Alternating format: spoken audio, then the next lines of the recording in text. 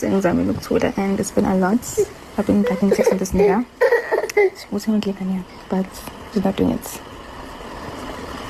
I went to his premises today. Going for some school because the time I registered, you know, as I declare me and it's a nasty.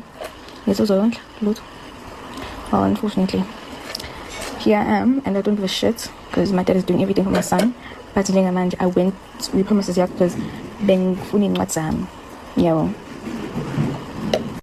And this time around, I don't care what's social media, what's in and shit, but it's no good. I will.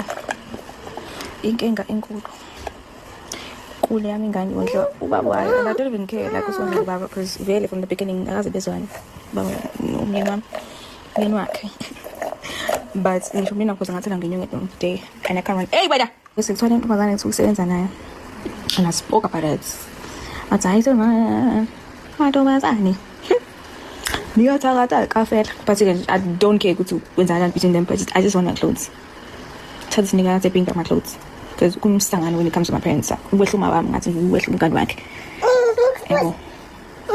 accommodation is because of what I went through and what he said. Also, I don't give shit. What is it? This is pink. Let's suppose one bed.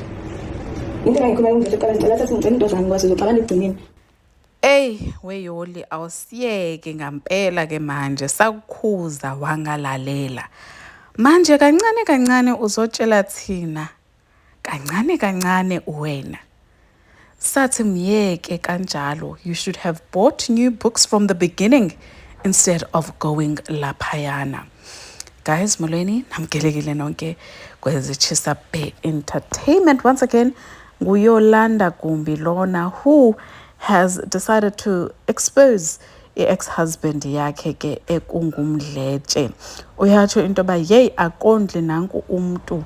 Okay, ngutatakhe, utata the same tata owamxelelayo bamntanam usemncinci. Abafana bonke bayafana. Abafana xa ungenayo education, xa ungazisebenzeli wena, they walk all over you. But wathi uYolanda ndim I'm inside lo mtshato.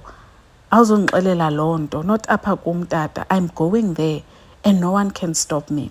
So uyachaza into yokubana this mdletshe guy sana does not even respect abazali bakhe xa bethetha.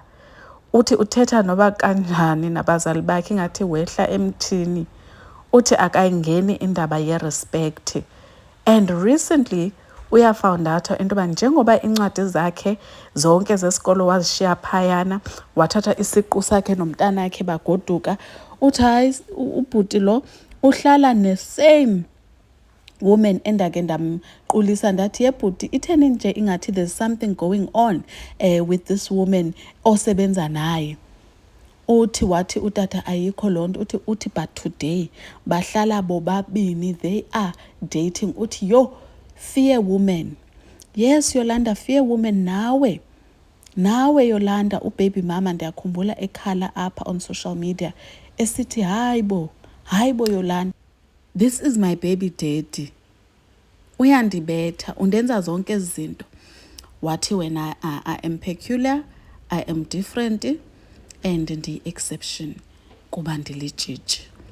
But here we are today, guys. Obviously we are not rejoicing, but warning signs, guys. When you are being warned when you are the luckiest. Some of us, we don't even get warnings.